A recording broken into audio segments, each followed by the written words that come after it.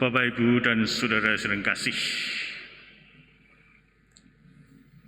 Yesus mulai karyanya bukan dengan program yang hebat yang tampak spektakuler. Kalau kita amati, justru dengan cara yang sangat sederhana yang dilukiskan dalam Injil pada hari ini. Mengapa dikatakan sederhana? Dia hanya mulai dengan satu kalimat, bertobatlah karena kerajaan Allah sudah dekat. Itulah awal dari khotbah-khotbah Yesus, pengajaran-pengajaran Yesus. Dan inilah pesan yang penting yang disampaikan oleh Yesus pada waktu itu. Kalimat tersebut menyatakan bahwa Tuhan sudah dekat, bahwa Dia telah turun ke dunia dan menjadi manusia. Dia beserta kita manusia. Tuhan datang mengunjungi kita secara pribadi dengan menjadi manusia itu sendiri. Ini adalah pesan yang menggembirakan, pesan yang penuh sukacita. Tuhan datang untuk mengunjungi kita secara pribadi dengan menjadi manusia. Dan Dia melakukannya bukan karena kewajiban atau tugas, tetapi karena Dia cinta kepada manusia, Dia cinta kepada kita semuanya. Sehingga Yesus turun ke dunia karena Dia atau Allah itu begitu mencintai manusia, mencintai kita semuanya. Bapak, Ibu, dan saudara kasih, Tuhan mengambil sifat manusiawi kita karena Dia mengasihi kita dan ingin memberi kita keselamatan yang tidak dapat kita capai seorang diri tanpa bantuannya. Dia ingin tinggal bersama kita dan memberi kita keindahan hidup, kedamaian hati, kegembiraan, pengampunan, dan merasakan dicintai. Itulah yang dibawa oleh Yesus, yang diwartakan Yesus. Kalau kita bersama dengan Allah, bersama dengan Yesus, hidup kita akan indah. Kita akan mengalami suatu kedamaian dan juga kita akan merasakan bagaimana indahnya dicintai oleh Allah. Maka siapapun yang pernah merasa dicintai akan merasakan hidup ini berarti. Tetapi kalau kita belum pernah merasa dicintai, maka kita tidak mungkin juga akan mampu mencintai. Hanya orang-orang yang pernah mengalami dicintailah, dialah yang akan mampu mencintai dengan tulus dan ikhlas. Apa makna pertobatan yang diwartakan oleh Yesus itu sendiri? Bertobat berarti mengubah hidup. Ini adalah undangan untuk hidup dengan cara yang baru. Kita meninggalkan sikap egois kita. Saatnya kita hidup bersama Allah dan demi Allah. Kita hidup dengan sesama dan demi sesama itu sendiri. Kita hidup dengan cinta dan demi cinta. Sehingga sebagai orang-orang Kristiani, kita sangat diharapkan bahwa hidup kita itu digerakkan oleh cinta dan demi cinta itu sendiri. Karena itulah yang dilakukan oleh Yesus dari Nazaret. Dia hidup demi cinta Bapaknya dan juga cinta kepada kita semuanya. Lewat sabdanya, Yesus meminta kita untuk mengizinkan Dia memasuki hidup kita. Sehingga dengan turunnya Allah yang berwujud manusia, yaitu Yesus sendiri, Dia meminta izin pada kita supaya Dia boleh memasuki diri kita, masuk dalam hidup kita masing-masing. Sabda Yesus itu menghibur, menyemangati, serta memotivasi kita semua. Kalau kita semua membaca kitab suci, kita akan menemukan hal-hal seperti itu. Bahwa sabda Allah itu menghibur, menguatkan, dan juga memotivasi kita semua di dalam menjalani kehidupan ini. Pada saat yang sama, sabda itu juga bisa menantang kita, membebaskan kita dari ikatan keegoisan kita dan memanggil kita untuk senantiasa bertobat. Inilah kalau kita renungkan setiap saat kita membaca kitab suci.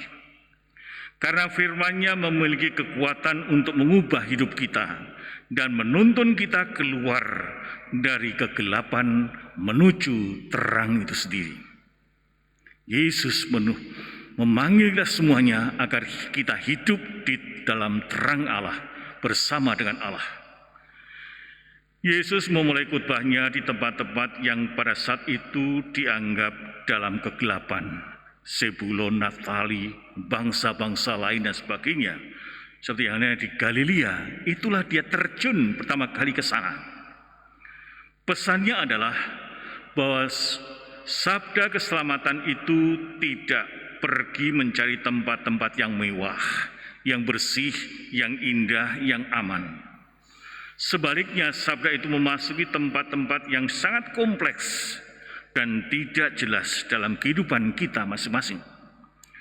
Tuhan ingin mengunjungi tempat-tempat yang kita pikir tidak akan pernah Ia kunjungi. Namun betapa sering kita menjadi orang yang menutup pintu,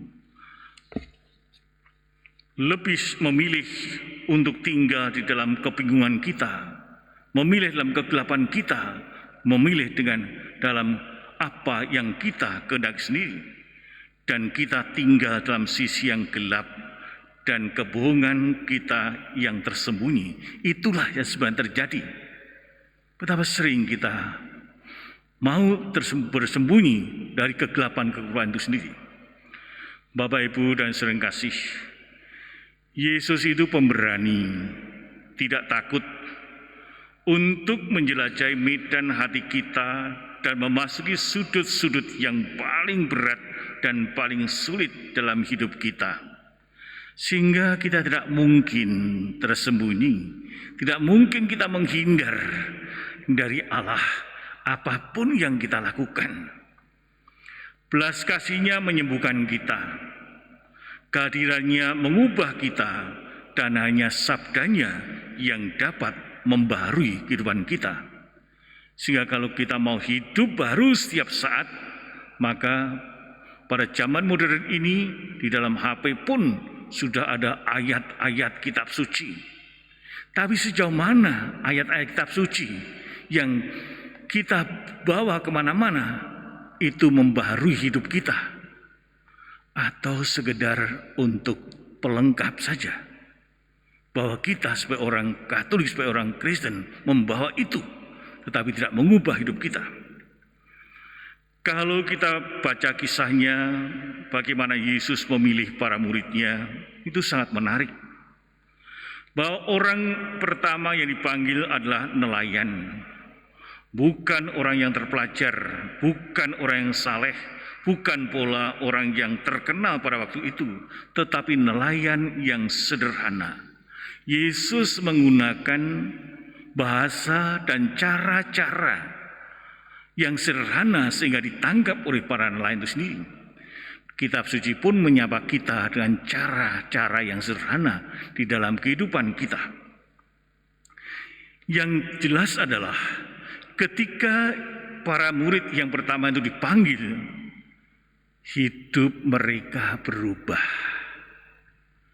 Kalau kita ingat kisahnya, bahwa mereka bukan lagi menjadi penjala ikan, tetapi menjadi penjala manusia. Ada perubahan yang radikal, yang total. Bapak, Ibu, dan saudara kasih, untuk mengikuti Yesus tidak cukup hanya dengan bermodalkan perbuatan baik saja. Kita harus mendengarkan panggilannya setiap hari. Kita membutuhkan sabdanya agar dalam kehidupan kita sehari-hari bukan hanya kata-kata manusia saja yang kita dengar, apalagi berita-berita hoax, tetapi harus mendengar sabda tentang kehidupan itu sendiri, yaitu sabda Allah, sabda yang dibawa oleh Yesus. Sebagai orang Kristiani, kita diharapkan memberikan ruang dalam kehidupan kita bagi sabda Allah dan mewujudkan sabda Allah tersebut dalam relasi kita dengan diri sendiri, dengan lingkungan kita, dengan sesama kita, dan akhirnya relasi dengan Allah Sang Pencipta. Sabda Allah itu menghibur, sekali juga menguatkan kita semuanya, terlebih-lebih pada saat-saat kita mengalami ketidakberdayaan. Sabda Allah itu akan mengangkat kita, menguatkan kita, memberikan suatu spirit yang luar biasa. Dengan cara demikian kita akan mengalami bahwa Tuhan dekat dengan kita, bahwa Dia mengusir kegelapan kita, dan dengan kasih-Nya yang besar, Dia memimpin kita ke lautan kehidupan yang dalam. Hidup kita akan semakin berarti, hidup kita akan semakin berkualitas apabila kita senantiasa bersama Allah sendiri.